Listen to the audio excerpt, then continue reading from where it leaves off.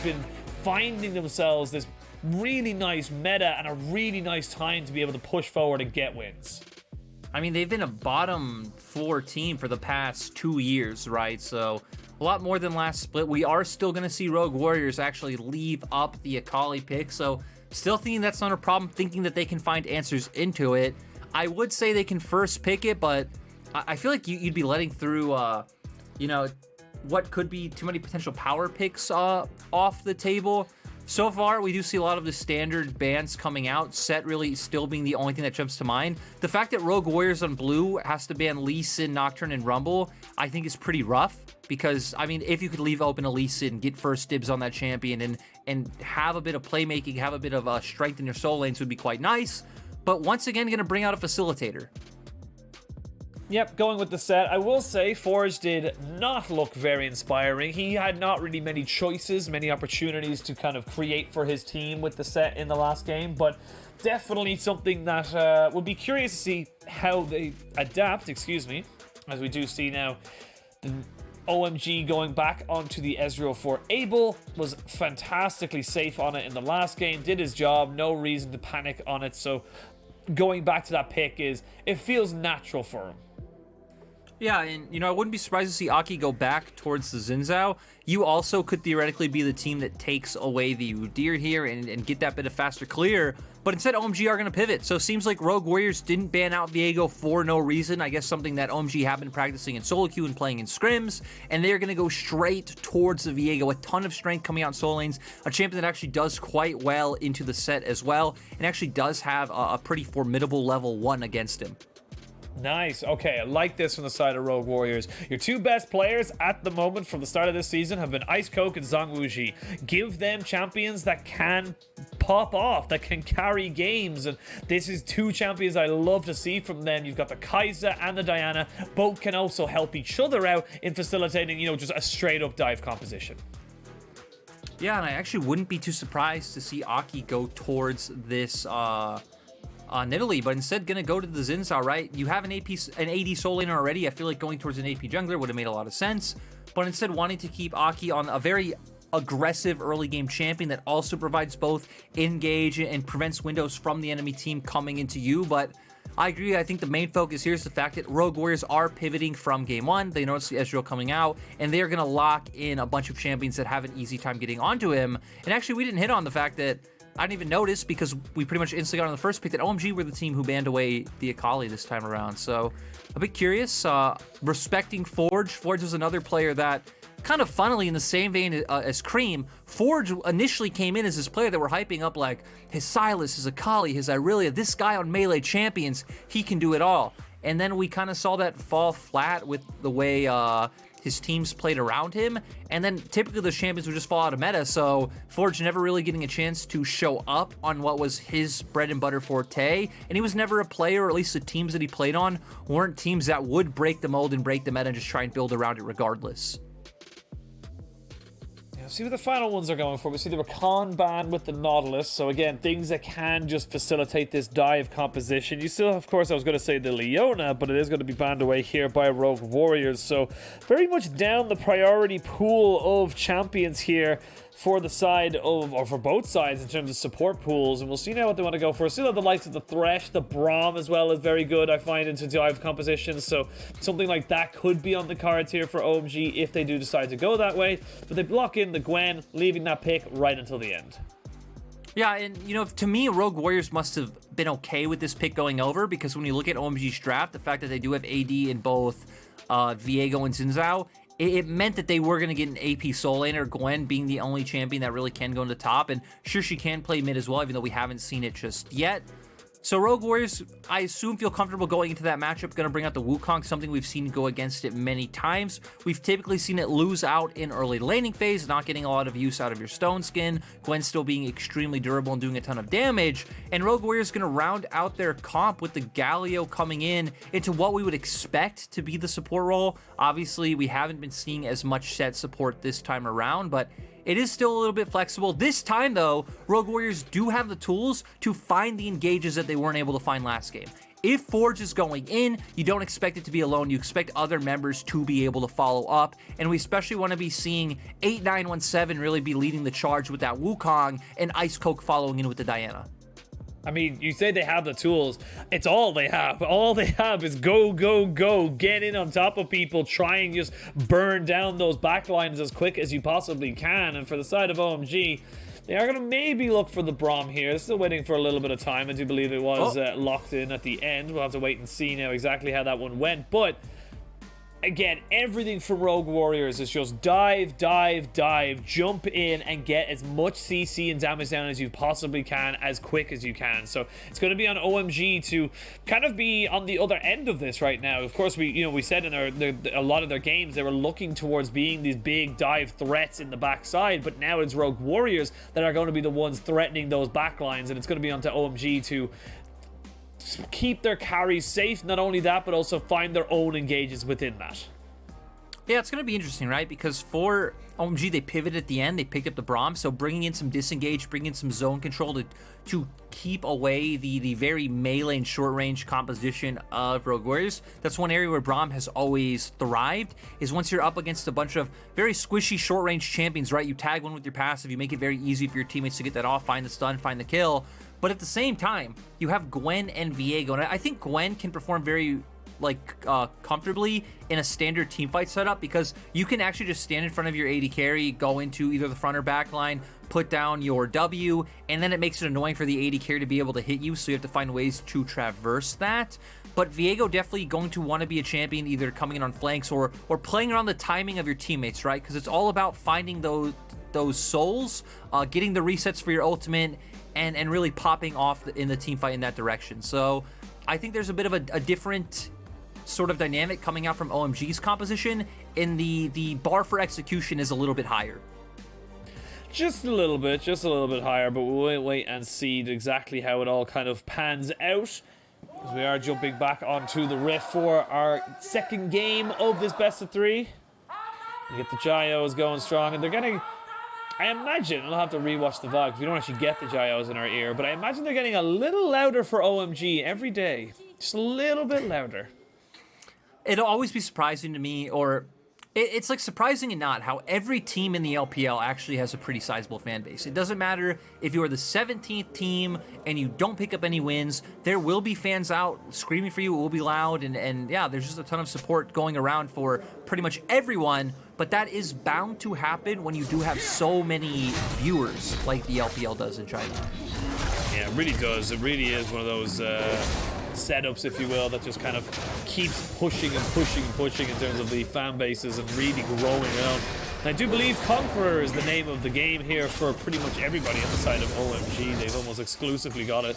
It is exclusive on the top half of the map, and then a little bit of AD carry as well. But again, I like this adaptation coming in from Rogue Warriors. They, move towards a lot more self-sufficient opportunities and not waiting on OMG to make mistakes like they were in the last game. And this time around, they have, like you mentioned, the tools to be able to push themselves into an advantageous position. So I'll be curious to see now how they make that level 6 work for them. And right now, I'm actually curious to see exactly where these junglers go, and see where Aki wants to kind of put his priority as well as Ice Coke, because they've got two pretty decent early game junglers who can put down that damage and be able to create something early in the lanes.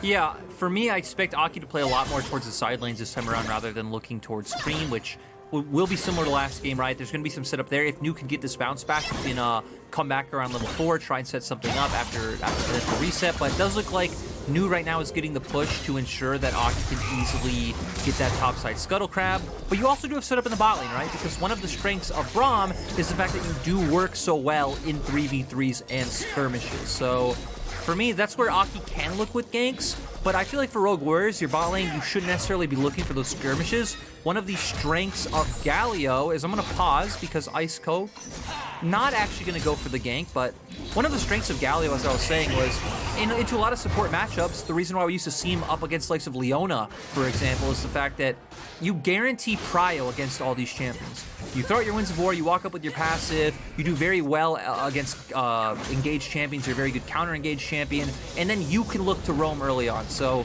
once we're at that level 6 point, Chocho should be able to freely move around the map. Well, speaking of freely moving around the map, Aki is sitting on a ward behind this tower, and 8917 will use that as his sign to leave, but he still gets caught out a little bit here. Now, he might have to, I was going to say have to blow his flash, but he doesn't even actually have a flash. He's going to teleport, ignite, and he is dead. Aki picking himself up a first blood in this game, and 8917 is going to be in such a world of hurt. Yeah, really clean coming out from Aki, right? Goes in with the W into the E, realizes, hey, just keep walking forward. You know that's where the clone is going to come out. Eventually does get that third hit for the knockup. And luckily for him, the Q and E are just coming off cooldown again once that happens. Very, very nicely done. And Aki just, you know, making his presence known. And, like, I feel like for Rogue Warriors, like, they could have maybe gone with a slightly different strategy there. Like, Set has the TP. You can TP up to the top lane. They can't go for the dive then. And just 8917 walking away doesn't really mitigate any kind of, you know, dive potential. I feel like it would be pretty rough, though, because you mitigate the first dive, but with how far Ice Coke is on the opposite side of the map, you just open up a window for Cream to end up coming over as well. So I feel like for Rogue Warriors, they outplayed the pressure fine in terms of like, hey, I don't necessarily feel like you need to dedicate that many resources to looking to counteract the play. The initial change would have to be Ice Coke going back. You see where the wave state is when you get back on the map and looking to see if you can cover with him as well. But for Ice Coke, it seems like Rogue Warriors as a whole, right? You're waiting for those level 6s to come out. You're waiting to start looking for those wombo combos around the map. Their comp is very burst-oriented, so they need those kills in that initial engage like you were hitting on earlier coming out from Pick Ban, because in any extended skirmish, OMG does win out in terms of DPS.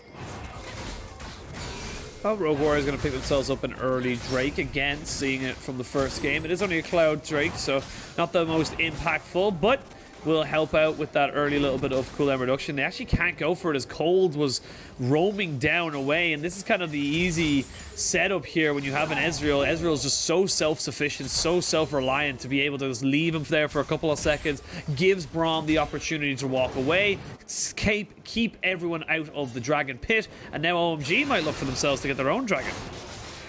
And I'm just surprised that we don't see the hover coming out through Diana in the bottom lane. Ice Coke probably being conscious that he isn't level 6 yet, so he isn't exactly stronger than Xin Zhao at this point in time. Also, we see now back in mid lane, right? Cream heavily winning out in these trades. Viego does incredibly well into the set matchup. We've hit on his auto range before. His auto range is incredibly long. You can find a lot of little trades when Set is hitting minions, and you can like kind of tether your range on him. The Q's on a 5-second cooldown. You have the Shroud coming out to try to outplay some of the other abilities and the movement speed that you get in it. So Cream just doing a nice job of maximizing this champion to its fullest, and Forge has to look for windows like that. You find the face breaker, you try to get off the full burst, and that's where you will be able to get back in terms of the HP department. Speaking of getting back, Lyric, I just looked at top side for 8917. He is less than half the CS of New right now. He is in so much pain on this Wukong, and honestly there's not really a lot he can do about it. We're gonna see a little picture-in-picture replay, and just getting melted down here by the needlework, and there's not a lot he can do about it. I mean, let's remember back to that first trade, right? Not only is he like dead, but he got zoned off the wave for quite a long time because he was constantly trying to run. That was a solid like 10 seconds that he was wasting just trying to escape the dive coming out from Aki. So he lost a ton of gold, lost a ton of EXP, lost a ton of tempo. So New was even able to find a reset, come back to lane even stronger, and just bully him out ever since then. The fact that you are AP, the Stone Skin not going to be able to do anything against you in that trade. Now even coming back with the plated steel caps. I mean, New is so happy in this matchup. He realizes that Rogue Warriors are on this side of the map because no one is showing on the bottom lane, and it looks like Rogue Warriors want to try to punish New in the top side. But guess what? Cold knows. OMG knows, and they are coming. Yep, they are very aware of this, as there are going to be 4 people here. Cold needs to be a little bit careful as the Crescent strike does land. They now have full vision of absolutely everybody from Rogue Warriors, and know that it was just going to be a little cheeky red buff steal and then back away. The idea was there, and I still like the little, you know, consolation prize, if you will, of still getting that red buff away. Yep, Rogue Warriors at least trying this time around, utilizing the tools there to find advantages. Again, I don't feel like their comp in game one opened them up to too many. They still did have windows that they could have executed on, just weren't able to. But Cream and Cold right now trying to find these picks. It is going to open up a Rift Herald for the side of OMG. They're not losing out on anything either because Aki doesn't have any jungle camps up. But both AD carries are moving over, so both teams want to fight. They want to go for it. Cyclone's been used. There's going to be the ultimate there from the Galio as well. But look at Abel. He's just untouched in the backside of this fight. It is going to be a nice little move there from Force to try and get in. There's the Killer Instinct onto the backside. But the resets here for Cream are going to be enough to keep him alive. He keeps him going. It's a triple. It's a quadra here for New on this Gwen. And it looked so good at the start, but then it all unraveled so quickly. And it was just complete chaos coming in, and we saw it didn't look like Zhang Wuji was able to be in distance of getting into the fight at the start, which is why when he did come in with the Killer Instinct, it was so awkward. You're right in the face of a bunch of melee champions who just want to smack you down, and that's what they did. New doing such a good job on the Gwen. Gwen in these skirmishes, man, he's just such a tough champion to deal with, especially with the fact that he's already been able to find his own lead. And that is 4 kills now on top of the CS lead, on top of the XP lead, and we can see how this one goes. And I gotta give props for props to due. Forge does incredibly well to make this as close as it was at the start. Yeah, and you know, it's so interesting coming in. Icecope pretty much getting caught out right away, but like you said, Forge doing a good job of trying to make this close with the follow-up engage, but keeping our eyes on the Gwen. He's just full HP the whole time, doing a nice job of continuing to stack up his Q passive even on the Rift Herald. And as we highlighted, Zhang Wuji went in. He felt like, hey, I see low health members. I need to go in. We've already committed to this fight. Running away now doesn't do anything. Sadly for him, by the time he gets there, his team's already dead. New is still untouched. And it was just a pretty easy sweep for the side of OMG. Also nice, like, to highlight Aki in that fight, where he pretty much immediately got onto Ice Coke, and Ice Coke got chunked extremely low from the start.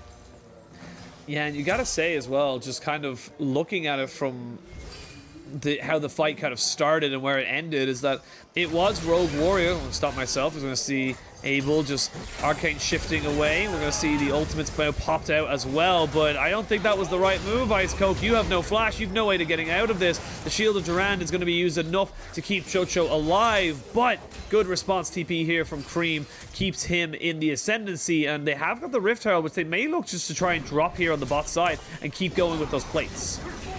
Yeah, that was a massive, in my opinion, like, wrong call coming out from Rogue Warriors to look towards bot lane.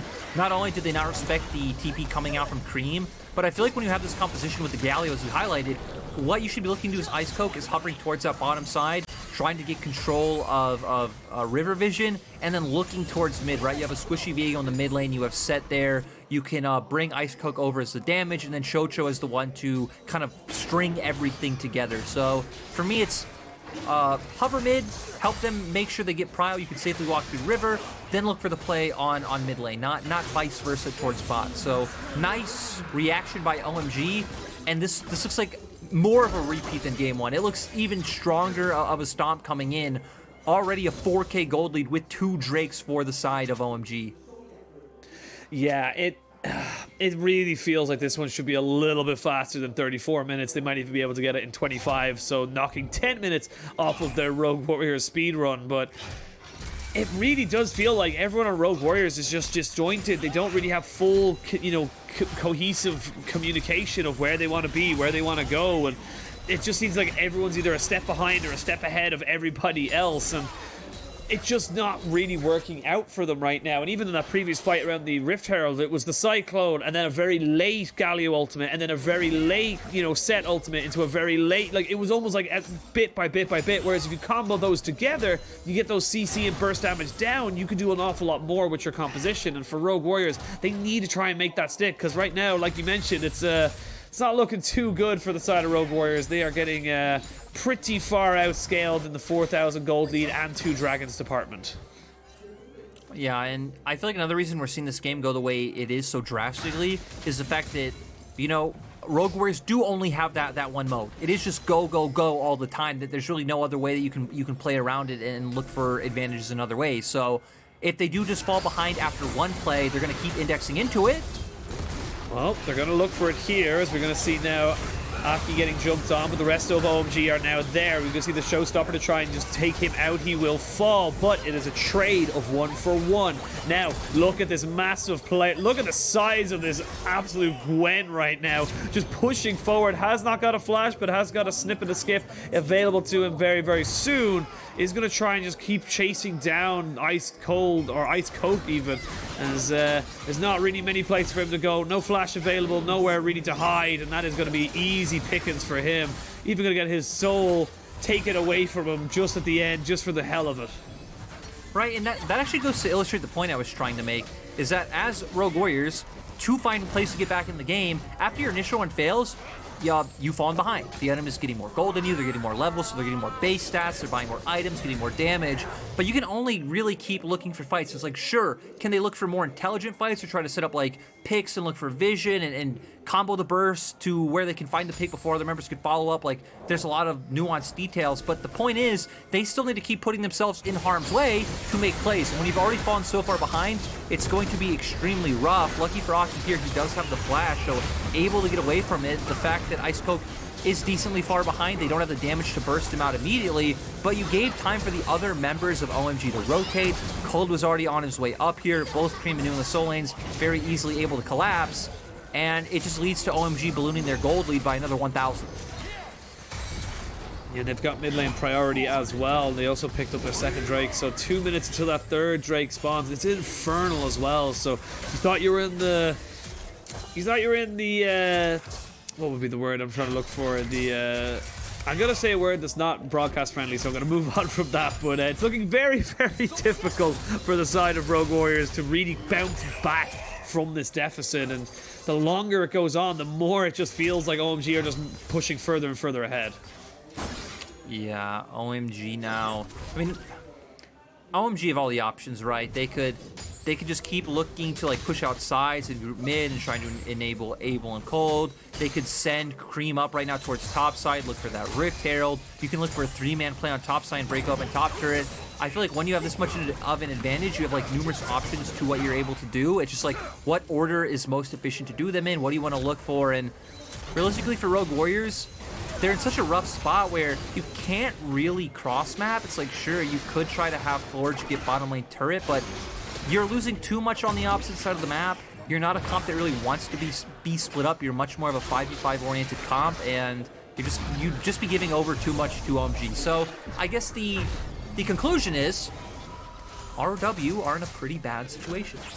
Yeah, again, more words that are probably not very broadcast friendly that we could say in this particular situation, but and I gotta give massive props to OMG and how they've come into this summer split. Like, they were just not a team that you really put in the conversation of anything really at all in terms of the upper echelons of the LPL. And now we're looking at them, we're seeing them bring out new styles, we're seeing new, even people like New and able to kind of take up the mantle of being a carry for their team. And it's just one of those things. We mentioned it so many times when we talk about the top teams in the LPL, the EDGs, the FPXs, the, you know, even the WEs and the LNGs now. It's like you need threats all across the board in order to be considered even a top 5, 3, or even hell, even a top 8 team in the LPL. And you know, to go further to your point, I pulled up my pre-split power ranking. I had OMG 15th. I had OMG under TT. I had OMG under up BLG. A lot of these teams, you know. And you know, maybe I was just a moron, but I feel like realistically looking at their roster, it was very hard to get behind what they were putting together. But they are proving everyone wrong. They're gonna set up for this dragon. Rogue Warriors right now are kind of forced to deal with the threat of a flank coming in from New. Now he's gonna wrap around, so OMG will have 5 men strong on the dragon. I realistically think they should just be able to start this one up if they want and force the fight with the advantage they have, but they're going to respect the engage coming out from 8917 and the combo of Wukong Galio with the Diana follow-up. Well, the Dragon Pit is a very nice area for all these ultimates to really combo up, as we do see the Dragon now being started. You have got Cream on the back side of this. They're going to jump straight in onto Forge and use the Hero's Entrance as well. Nice little Glacial Fissure to try and just dissuade any kind of re-engage up that ramp. So you see now New on the backside. He goes golden at the perfect time. They do get the moonfall to come down, and they're trying to go for this one. But look at the AD carry. Look at Aki just being a havoc in this backside, and they're going to chase everybody away from this fight. They're going to be able to take themselves a nice ace triple kill for Cream. Dragon soon to follow. I think this game is all but done, Lyric. Yeah, I mean, 18 minutes. We still have a ton of structures up, so you still expect we got a bunch of time in this game. So Rogue Warriors potentially could find some kind of mistake come out from OMG. Hope for a miracle play, but yeah, this is all but done and dusted for now. I feel like we get to judge a lot on how OMG transitioned their mid-game lead to like a late-game close. We still don't even have Baron up for another minute, so gonna wait to see that Baron setup come out from OMG. And I like how Rogue Warriors go about this. They don't send in the Wukong or anything. Forge just kind of does the Millie strut, walks right in, tries to look for the engage. Galio follows up, and it does get very brawly and very dirty because the other 3 members of Rogue Warriors are having a free VP on the other side. So it is what allows Rogue Warriors to be able to pick up some kills in this fight. But once the other members are able to finish off the Galleon set and they join up, there was just no chance for Rogue Warriors to win out. Now you can see there, just untouched, where Cream and Abel, they just tore through the health bars of Rogue Warriors. 6-0-4 now. You've got the Blade of the Ruined King alongside the Divine Sunderer. A double Divine Sunderer here for the side of OMG, as they've got themselves the Mermana and, of course, the Divine Sunderer for the Ezreal. And this is slowly but surely becoming even harder, because I noticed the first item that really stops the dive comp and really mitigates these big 5v5 combinations is Cold has picked up a Locket. So Locket of the Iron Solari is just such a huge boon to this team to be able to give them a little bit of extra, shielding, a little bit of extra survivability. So even if you do get the perfect combination off, it's not a guarantee that you get any kills.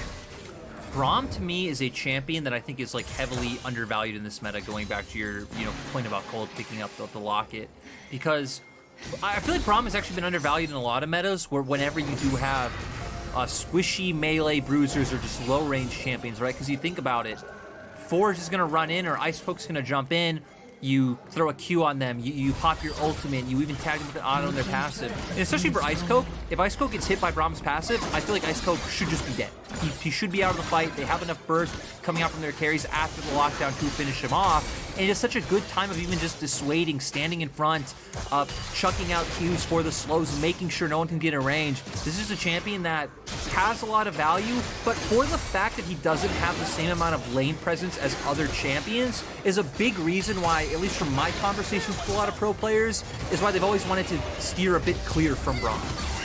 Oh, it was all just a bait. They were trying to two-man the Baron as they do get the TP out and the hero's entrance as well as the Kai'Sa. This could be a little bit of an interesting fight now for the side of RW, but the Kai'Sa's dead. They don't have the damage. The passive of the concussive blows is enough to keep them away, and they almost had themselves a nice little move. They got Abel down. They were able to kill him off, but with the TPs now available for OMG, they're looking to try and just keep everybody away, kill off everyone. Yes, you gain 1, but you lose 4, and that's going to be the Baron secured here for the side of OMG. Rogue Warriors, I like that they tried. I like that they saw the low health bars, but they're just too far behind.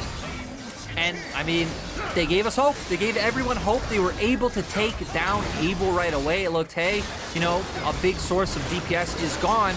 But at the same time, Cream is 8-0-5 on this Viego. New is 4-1-8. Like, these guys are just so strong right now at this point in time. The 2 items on the Viego as well, so he's outpacing Forge.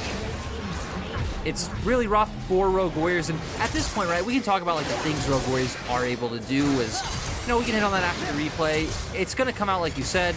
They look for the 2-man Baron. They feel confident they can take a fight if anyone comes in because New was pushing the top wave. Forge looks for it.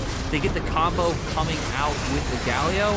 And just nice presence of mind to be able to get on top of the Ezreal. But here we're going to see, especially with New joining the fight, all that Gwen damage coming out. The resets are coming out for Cream as the kills are going down. And it's pretty much done and dusted. But going back to the point about what Rogue Warriors can do, right? You're so far behind, you can try and find picks on sides. You do have a very potent combo for that if sending Chocho and 8917 to answer either Cream and New in the side lane. I will say, my qualms with that, I do feel like both Viego and Gwen are a little bit strong. Champions that you would say probably can 1v2 and win outright, so But yeah, in normal situations against normal champions, that would be completely possible. Sadly, these are not normal champions. These are not normal situations. You are down 11,500 gold. As you can see now, OMG. Maybe they're going to be caught out here. Nice flash away by Aki. Keeps himself safe. That's all 5 members. And like what you said earlier, once the first engage finishes, they don't really have much else to go on. The Glacier Fisher comes down. Aki is still alive. That locket keeping him alive just a little bit longer. Chocho blasts over the wall, only to find the scissors of death right in his face. You don't run with scissors, or you have to run away from scissors in this game. And they are going to be able to pick themselves up 4 kills, and they're going to push in to the base with this Baron. This game is done.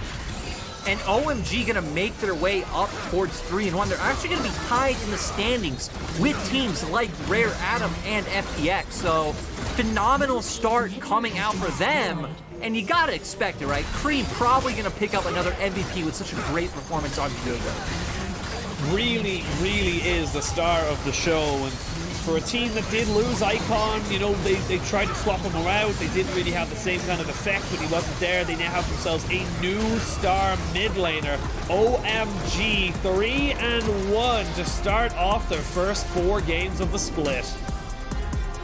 Yeah, extremely dominant series win coming out for OMG. Extremely fast series as well. Today isn't a day that is in different stadiums, but if it was, we would definitely be on track to keep time. Rogue Warriors, plenty of time. You know, Rogue Warriors, I mean, they did pivot, right? They came in game 1 with a very like set strategy. To me, it just looked mostly centered around getting power picks in game 1, but the synergy wasn't really there. I think OMG drafted a good comp around that. Game 2, they completely flipped the script. They're like, hey, we didn't feel like we had the tools to start off the fights that we needed to start in game 1. We saw Forge kept trying, but you didn't have the amount of follow-up or any follow-up to be able to go off those. So this game, they put together all the follow-up in the world they need, but it was really that early fight around Rift Herald topside where it started off a numbers disadvantage because Zhang Wuji wasn't there. Nu was left untouched and free to just take over, and right, if you weren't able to kill people with your initial burst, the fight just wouldn't go your way. So after that initial Rift Herald loss, it was pretty rough because they were already at about a 2k gold deficit just from that play.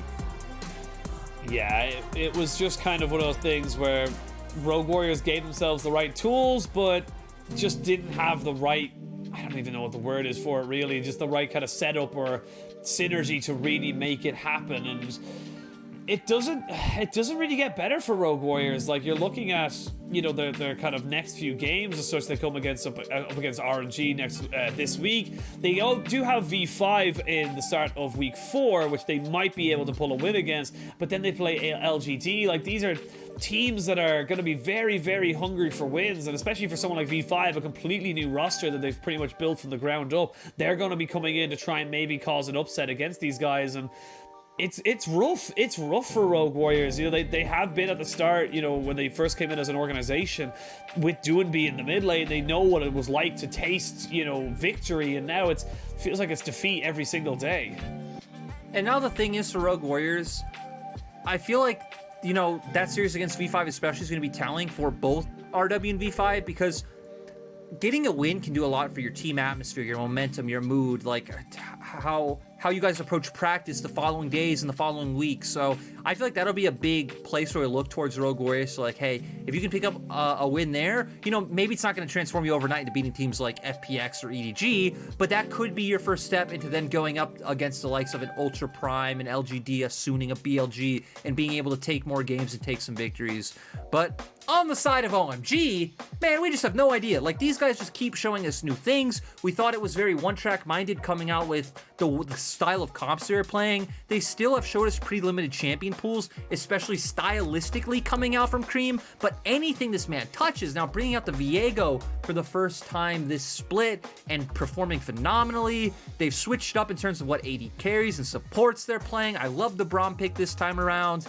And yeah, I'm so excited to see where this team goes. I can't wait, and if OMG can keep it up, we're going to do that thing again, Penguin. We're going to talk about playoffs too early. If this team makes the playoffs, I cannot wait to see this team in a best of 5, whether it's them getting exposed or them showing even more. Like, I'm just excited. Cream is just making a name for himself so quickly. He really, really is. And for OMG, this is, you know, just such a fantastic position to be in right at the start of the split. And we're going to talk about our MVP. You know who it is. We know who it is. It's going to be Cream. This guy, as we just mentioned, making a massive name for himself in the mid lane into a league that has some pretty big names in the mid lane. So great to see him having some fantastic performances. And the key thing for me as well is fantastically consistent performances as well. You know what I also love about him? After he had the winner's interview against IG, and he comes out, and Wendy asks him, "Hey, is there any mid laner you want to play against?" And right after just smashing Rookie, he's like, "Well, the only person I wanted to play against was Rookie." So it was like humble, wholesome, yet in a way like kind of low key BM all at once. But yeah, this man coming in so far and pulling this team, up by the bootstraps, a team that for 2 years has been a bottom 4 team in the LPL. Now coming in, looking like they're contesting the top of the table. And yeah, I don't feel like there's enough there. Like, there's so much we can praise about OMG in like what they've shown us in terms of now comp diversity, the new picks they brought out in this series, the way they're playing the map. There's a lot of great things about OMG, but I just can't wait to see this team play up against more top teams, right? Because they did get pretty hard stomped by Rear Adam. That was before they committed to the style that they've gone with, because we did see Cream actually pull out a victor game in that series. So now I want to see where this team goes up against like a team like Top eSports, an FPX, maybe at some point an LNG, an EDG. Yeah, we'll see if they're able to kind of, pull something out for them and see what they're able to do against the upper echelons of the LPL, kind of dynasties, if you will. But we're going to send it quickly over to Wendy, who is sitting by with Aki for an interview. Hello everyone, welcome to the interview, and now I'm standing by with Aki from OMG after getting a very clean 2-0 victory against RW. So congratulations on this win, and my very first question is about Game 2, because in the ban pick phase, the opponent's team, they have chosen a very aggressive team fight composition with so many engaging singles. So how did you guys manage to react to their draft in the ban pick phase? 首先恭喜你们今天很漂亮，2-0获得了本场比赛的胜利。那第一个问题也是想问一下，其实，在第2局的时候，对面是拿出了一个很强的一个团战和冲阵的阵容，而且有很多的开团手段，所以我们也比较好奇，那你们在 BP 的环节是怎么样去应对他们的呢？就当时我们本来在台下已经想好了第2把的 BP 了，然后上台的时候就因为有点变动，然后就导致我们的 BP 比较乱，然后给了对面一个比较好的阵容。To be honest, before Game 2, we have already decided what draft we would like to, we prefer. But in the actual ban pick phase, there's something happened. So we have a very messy ban pick phase. So that's the reason for us to just give the opponents very comfortable team fight composition. But definitely in Game 2, you guys perform very good. And let's talk a bit more about the team fight around 9 minutes, because around there, New Screen got the quadra kill. And it feels like after that, OMG just stands a very great chance of winning. So could you share more about that team fight and that scene? 但是其实即使可能 BP 的时候有一点点小小的插曲，但你们真正第2局打的是非常的漂亮的。然后我们想说一下，就9分钟左右的那一波团战，那里牛宝是直接用我们的格温拿下4杀，感觉从那之后你们的胜算就很大了。所以能不能和我们分享一下当时是发生了些什么？就我们那个阵容嘛，打先锋挺厉害的，然后我们的下路双路还先来了，然后我们就决定打了，没让他们跟我们接了，然后就打赢了。At that time, we feels like we have a very good composition to have the Hera team fight, and also our bot duo, the 2 players were able to have a very good angle first. So because of this, we were able to have a very clean team fight, and also the opponent's team, they tried to make the engage back, but we were able to win that team fight luckily. And definitely you guys have very good performance. And also let's talk a bit more about the champion Xin Zhao, because you have 2 Xin Zhao plays in today's best of 3, and this champion got a very high win rate currently on the stage of LPL. So what the advantage of this champion in this meta? 那接下来也想问一下关于赵信这个英雄，今天阿 K 也是2局都选用了赵信，也有很好的一个发挥，而且这个英雄其实最近在 LPL 的胜率是很高的，所以想问一下阿 K 觉得这个英雄的一个优势点会是什么呢？这英雄呢大招机制嘛，然后就团战比较厉害，然后前面单挑的话1v1也比较厉害，就跟兰博差不多一样的英雄。I feels like Xin Zhao, this champion, with the characteristic of this champion's ultimate, he can be super strong in the actual team fight, and also in the early game 1v1 skirmishes, he can also be super strong. I feel like this champion is similar to that of Rumble.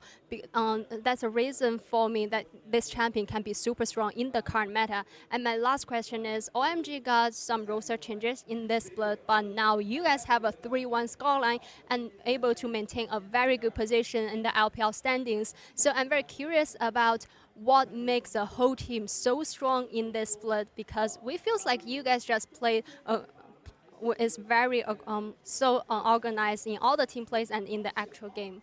那最后一个问题也想问一下，其实你们这个赛季是有一些人员变动的，但我们却感觉你们现在表现的是非常非常优秀，而且感觉在实际的游戏里也是很有纪律性。所以想问一下，你觉得你们现在表现这么强的一个原因会是什么呢？因为你们现在是3-1的一个积分，也是在排行榜上有个很好的一个位置。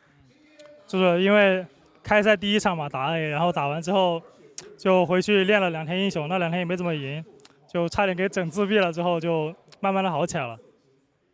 I think the reason for us to have a very good form is because after the first game against Raw Item, we didn't manage to perform well, and after that, we really practiced a lot of different champions in the solo ranks, but the result was not that good. To be honest, at that time, we were have a very down emotions, but luckily after that, we were able to maintain a very good form and have an even better play currently. And definitely congratulations again, and we hope you guys can have an even better performance in the future. 那再次恭喜你们，也希望你们在接下来的比赛中也能越打越好。And back to you guys. Bye bye. Thank you so much, Wendy, and I like that from Aki, recognizing that they did have a pretty poor performance against Rare Atom at the start of the split. They really knuckled down, and they came back, as we can see with the results, much stronger.